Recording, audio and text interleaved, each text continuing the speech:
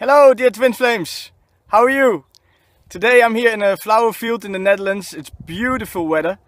It's spring, but it looks like summer. It's so nice.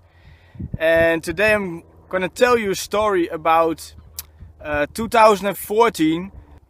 It was about 1.5 years after my spiritual awakening that I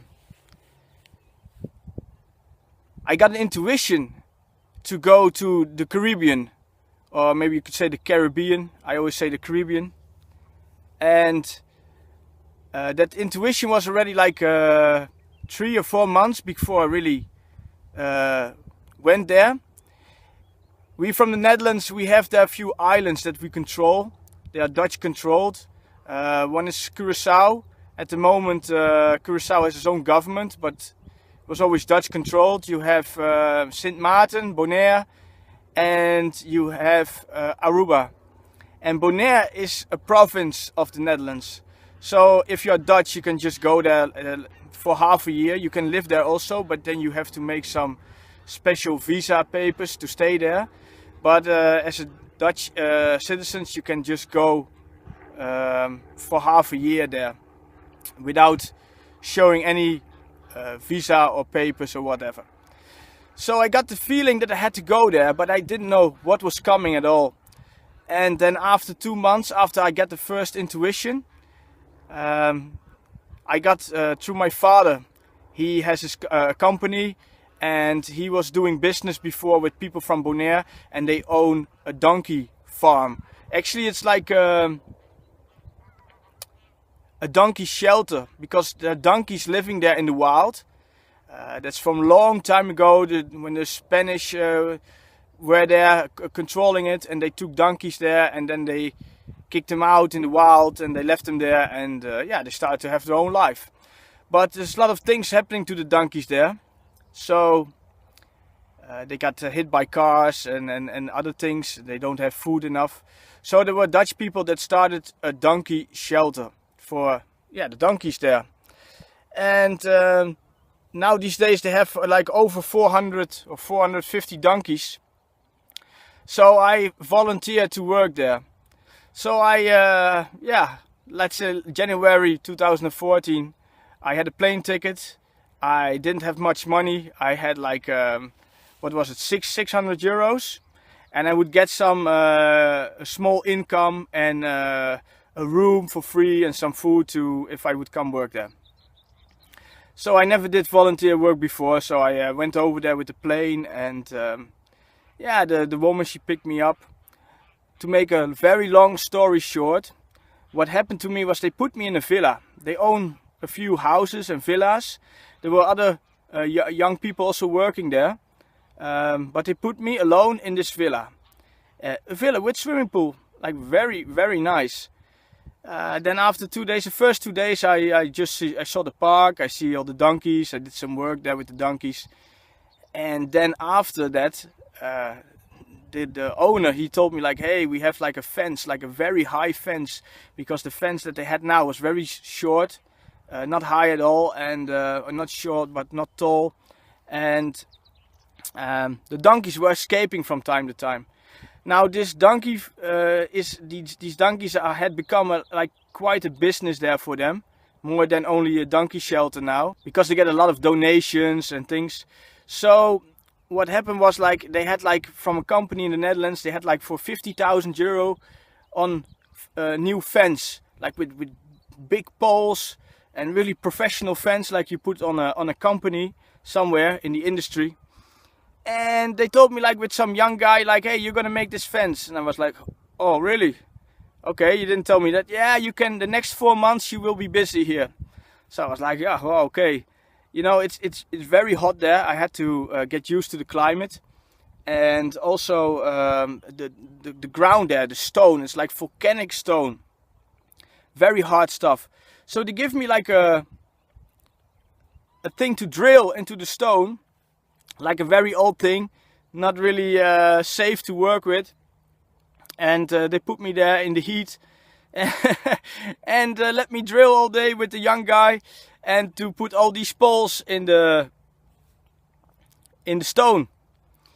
So I didn't complain. I just worked very hard, and after work I was like destroyed. Like my arms were hurting, and I was really destroyed. And I came back home. I didn't have time to go to a beach to enjoy the beautiful blue Caribbean Sea and all the corals and the fish. No, I came back home and I I took advantage of the pool. I mean, the pool was very nice. I jumped in the pool.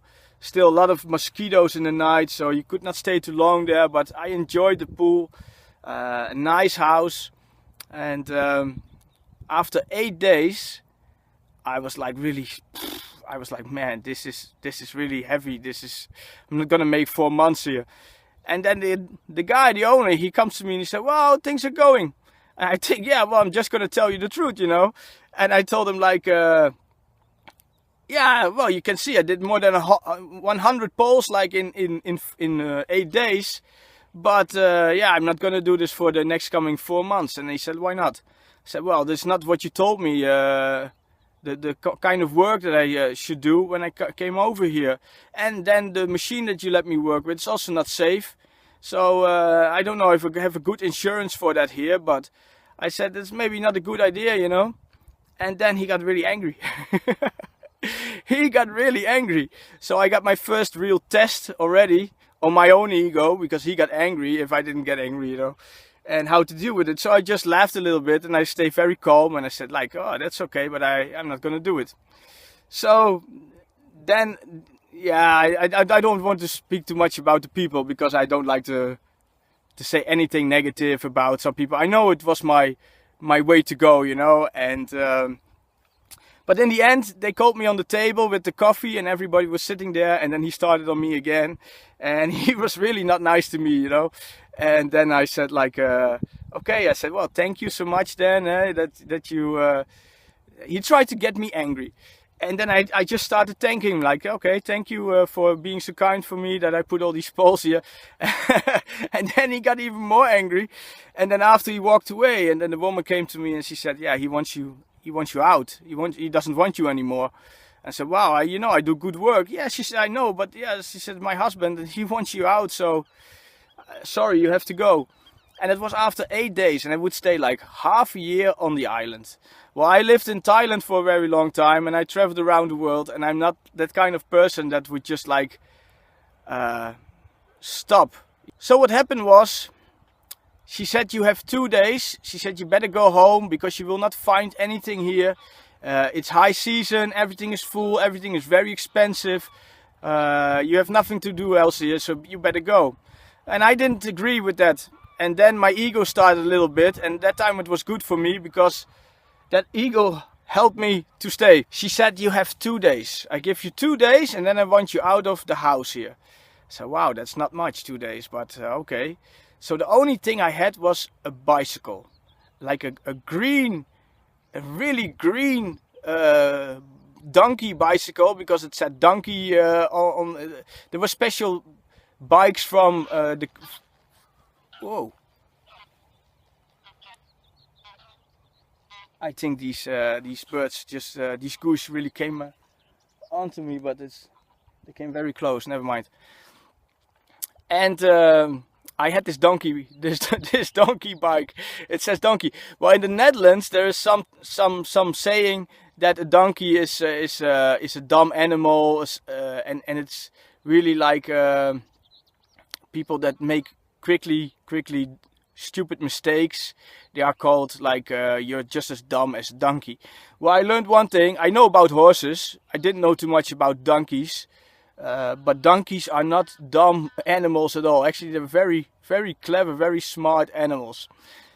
Well, saying that, I went on my donkey bicycle with 2 days to go. And I had to bike because I was staying outside of town in this villa area. And I went all the way to town, and I just like, yeah, there's a lot of Dutch people there. So that's a good thing, you know. I can just speak in my own language. And I was like, oh man, what I'm gonna do? I went to a real estate office. I walked in. I said, sorry, I know you're not the company that I'm supposed to be here with my question, but man, I am stuck here, you know. I need to be on the island, and I just have a few €100 left, and where can I stay? Do you know something? And the guy, he listened to my story a little bit, and he felt sorry for me, and he was like, okay, I want to help you. And then he said, but actually I cannot. He said, I have no idea. And then he said, there's a hotel not so far from here, you go and check there. So I went to that hotel, and the owner, I think it was an American owner, and he said, I'm sorry, mate. He said, I really feel sorry for you, but my rooms are like 90 euros a night. I said, well, then a few nights, then I'm done already. And then he told me, like, there is like a hostel for professional surfers, and they're like freestyle surfers. Maybe you check there. They have like for $17.50 a night. They have like yeah, because I said euros. On Bonaire, everything is paid in dollars. If I said euros, it had to be dollars. Okay. So it is $17.50 a night. I think, wow, that I can stay for a while. He said, really, you have to go all the way out of town, and you drive to this big shopping mall, and then you pass, and then you go out this road, and it goes into the desert, and then you go in the desert on this dirty road, and then you just on the sand road, you see only cactus and other kinds of plants, and there's going to be a moment you think, man, where am I going? This is the wrong way. And then he said, then that road is going to split up. And then you really go far from the civilized world, you know. And then he said, you just keep on going. And he said, then when you think, no, I'm really lost, he said, there is a beautiful big yellow house. And he said, there it is. I said, oh, okay. And I was on my donkey bicycle, you know. So I went all the way there.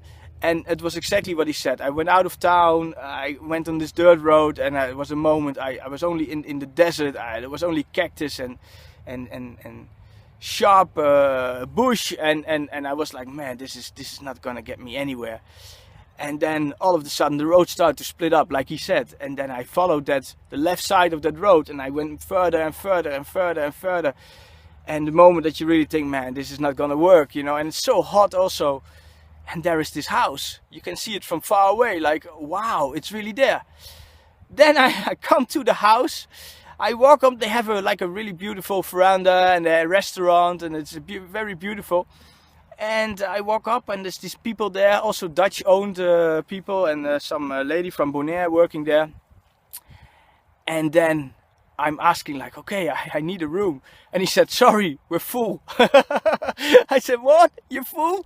Yeah, I'm full. He said, and then I actually broke down. I collapsed a bit. Like, I got emotional. I didn't cry, but I really started like, no, this cannot be. And then I told him a bit like the story, and I really need to stay. And and then the guy was really thinking, and then he felt sorry for me. And then he said, like, okay, I have here upstairs, he said, I have a stretcher, an old stretcher. He said, I put that in the hostel room with the other guys. They all have a nice bed. He said, and you go on the stretcher, but then you pay the same amount every night as the others do, like the $17.50. But you have free breakfast inclusive. I said, done, deal, you know. And then he got this very old stretcher. I have pictures from it. And on the end of the video I will put the pictures a little bit from the desert and the house and the stretcher, and man, it's amazing, you know. And then I was like, okay. And then I told him, like, I have in this house, in this villa, I have my bags, you know. And he said, okay, I go with you with my car, and we go collect your bags. You put down the bike there, and then and we sold it out, he said. And I was so happy. I was so incredibly happy. And then he did it. He went with me. I went with the bike, and he went with the car. And then we put the cases in the car, and my bags, and I was like leaving the house very nice, you know, everything clean. And I put I locked the door, I put the key under the door, and then I called the woman. I said that I moved out, and that I put the key inside, and everything was locked. And she was very happy.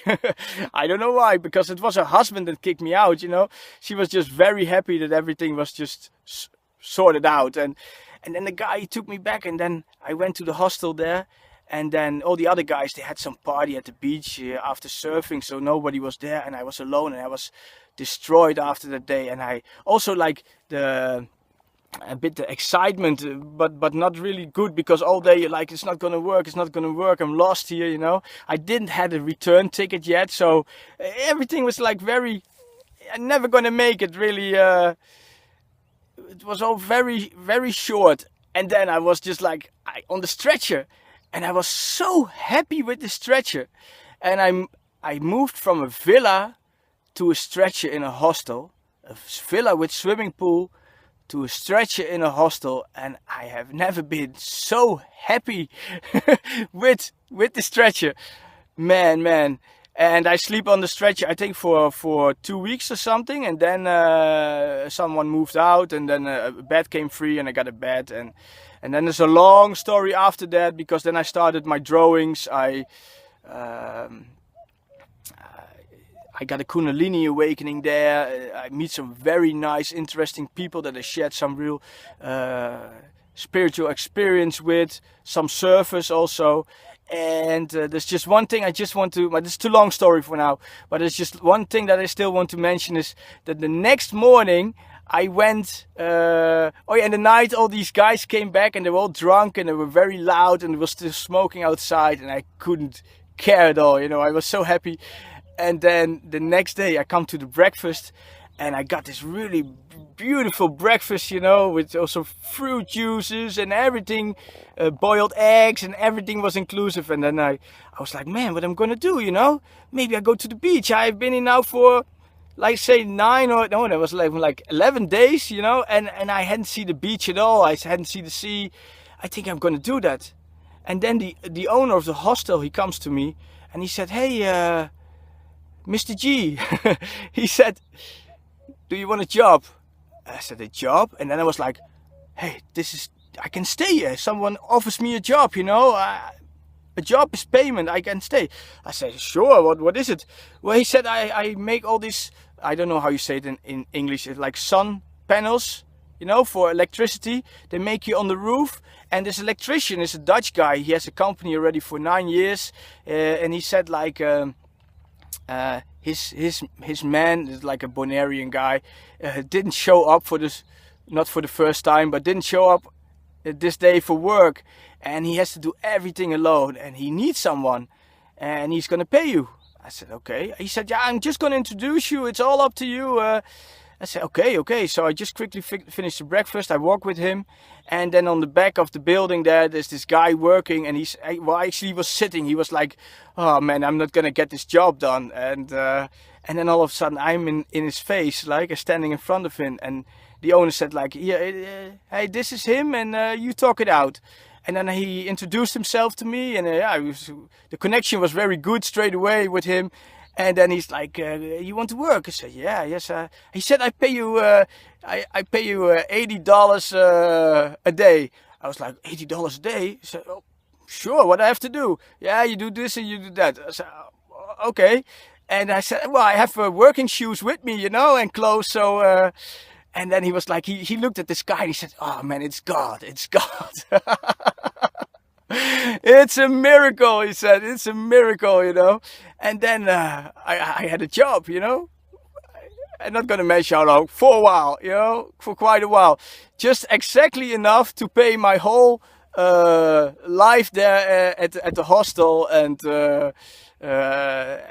sometimes to do some nice thing. I took some surf lessons once, you know, not too much. I spent really not too much, you know, really low budget living. But man, this was amazing. This was so, yeah, I couldn't make that up, that story. So this is what I want to share with you. I hope you liked it. And like you can see, I'm feeling good. I'm feeling really good. And I want to thank all my subscribers for subscribing to my channel. If you like to subscribe also, please do, or give you thumbs up on the video. And I wish you all the best. That's what I wish you, because I have my hard times, and I know it's not every day is the same. And I hope you all are doing well, because we're doing it for ourselves, but we're also doing it for each other, for the collective. And more I start to understand how very important that is. So I send you all my love here from this beautiful flower field here in the Netherlands with the beautiful weather. And if you want to leave a comment, please do. I love to hear from you, really. And check out my website, www.diamondgrid.yimdo.com. Okay, see you next time. Take care. Bye-bye.